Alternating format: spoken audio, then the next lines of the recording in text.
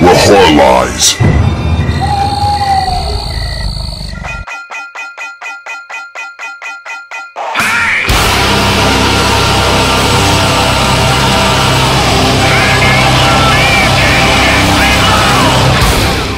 Welcome to Body Bags. It's week 82, and the theme of this week is Camp Motion Pictures. The company that's called Camp Motion Pictures, that is. I'm OUTSIDER365 from my own channel, OUTSIDER365, and this will be my first review for the Body Bags channel. So, hello there. How you doing? The movie I've chosen for this week is 1987's Video Violence, and I have the Camp Motion Pictures edition of it, which also has the sequel on it. If you haven't seen this movie, let me tell you something about it. So this came out in 87. It was directed by Gary Cohn. And the story of this, it's set in a small American town. The population's about 200 to 300 people. I think it's 300 people. And the lead character in this, which is Steve Emery, him and his wife have just moved to the town from the Big Smoke, New York City, where he was working at his dream job, his boyhood dream job he always wanted to do, where he was running a successful movie theater. And the wife had a cushy job at a legal firm. And they decided to jack it all in to escape the grind, you know, the hustle, the bustle of big city life, and go live in a small town and stuff. So she takes a job at the city hall or whatever, and he opens up a video library in this little town, which shortly after he's into it, he's there a few weeks or whatever. I don't think it's entirely clear and stuff. He has an employee working for him there who's kind of filling him in on the locals and everything. But everybody in the town seems to already have a VCR machine, even though there was no video library there before he came into town. So I just realized I'm doing this with my fucking hands all the time. What the fuck is that about? Anyway. So yeah, he finds that a bit strange, and also that everybody in the town seems to only be into horror movies.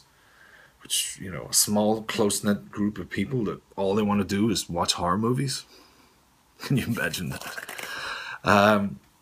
Yeah, so, and there's some cool shots in there of posters up like that. A customer comes in asking for that chainsaw movie, and he gets pieces for him and gives them to him. It's cool, and, you know, all the posters that are up and all the horror movies and stuff that you can see in it are fucking excellent. But back to the story.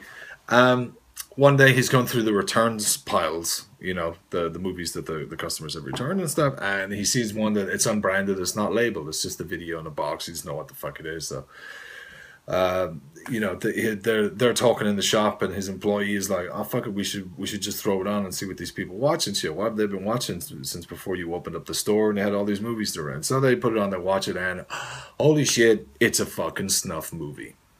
It's a snuff movie. Steve is like thinking, oh, it's probably a joke, it's not real, but the kid's telling him like, no, this is real. That's like the postman. I know who he is. That's him. He's getting fucking chopped up. He's getting fucking done there and shit. So Steve hightails it to the police. Gets the sheriff. No, I don't think he's the sheriff. I think he's the fucking commissioner or something. There's like two cops and a commissioner, you know, in this little town. But anyway, him, the sleeveless cardigan, straw hat, really bad wig, whatever. He comes back to the video store to watch this proof that Steve had of the stuff movie, and the employee's gone, so the tape's been switched, and he's like, oh, this kid played a fucking joke on you, you know, this kid's not in trouble and all this shit. So yeah, it's still playing on Steve's mind and stuff, and then another tape comes, I think the next day, across the counter, same thing, it's unbranded. He puts it on to watch it, and it's a fucking snuff movie. So he's freaked out.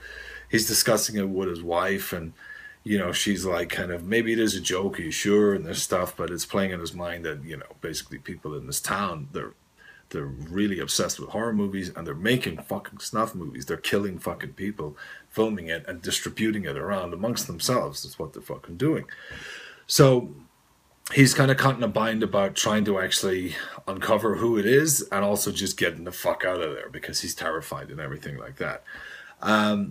You know, another movie, if I didn't say it already, turns up in his wife's handbag when she's out shopping, which goes to her, freaks her out, and, you know, so the two of them are like on a knife's edge and shit like that.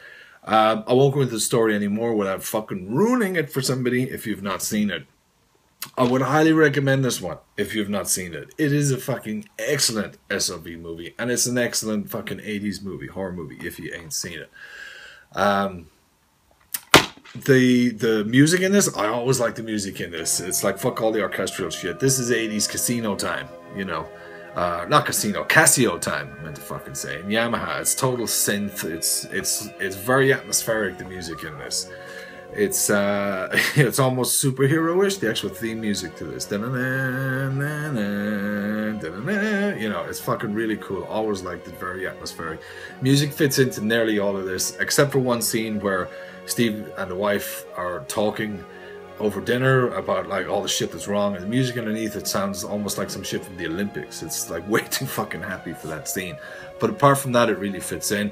It is like a gory movie in this stuff, but it's tongue-in-cheek, you know, splatter fun kind of gore, you know, rubber hands and rubber body parts coming off, paper mache heads coming, you know, shit getting squirted fucking on the wall, and this, you know, nothing too fucking over the top graphic in the sense that it looks so totally realistic. It looks like a bit of fun, which is what the movie is.